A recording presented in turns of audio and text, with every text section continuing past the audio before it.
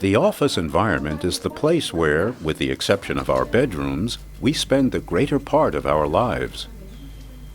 In any enclosed space where a lot of people spend a lot of time together, there's an increased risk that we will become infected with a cold or flu virus. In winter, the risk is highest, most of all in offices where relative humidity is low. The result? High levels of illness and productivity losses in the billions. In open space offices, the risk of infection is especially high. If a sick colleague breathes, speaks, coughs, or sneezes, thousands of infectious droplets spread through the air in a great many shapes and sizes. In room air, these droplets come together to form an aerosol, that is, a mixture of solid and liquid airborne particles, gases, and water vapor.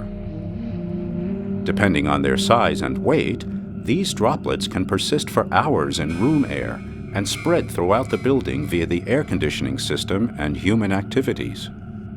Aerosols expelled by infected individuals are loaded with viruses or bacteria embedded in watery mucus, saliva, and dissolved salts. On leaving our airways, the aerosol droplets, with a moisture saturation of almost 100%, are exposed to much drier room air. Here, the droplets shrink almost instantly to around half of their original size. Having lost almost 90% of their weight due to water loss, their salt concentrations are now hugely increased. If the relative air humidity in the office is within the optimum range for human well-being, namely 40 to 60%, the salt concentration rises to a level where most of the viruses cannot survive and become deactivated. The risk of infection within this optimum range for relative humidity is minimal. However, things look very different if the relative humidity drops to below 40%. This level of humidity causes the dissolved salts to spontaneously crystallize out, since the aerosols are forced to release even more water to the dry air. Once crystallized out, the salts are no longer harmful to viruses.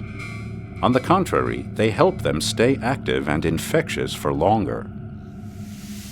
The water-rich, wet aerosol now turns into a dry aerosol, containing a higher number of active viruses than the wet aerosol. Therefore, the risk of infection from cold and flu viruses is much, much higher in dry office air. If these dry aerosols are then breathed in, the abundance of moisture in the respiratory tract redissolves the crystalline salts by water absorption. The still infectious viruses are released onto the mucous membranes of the airways, where they can penetrate into the cells and cause infection.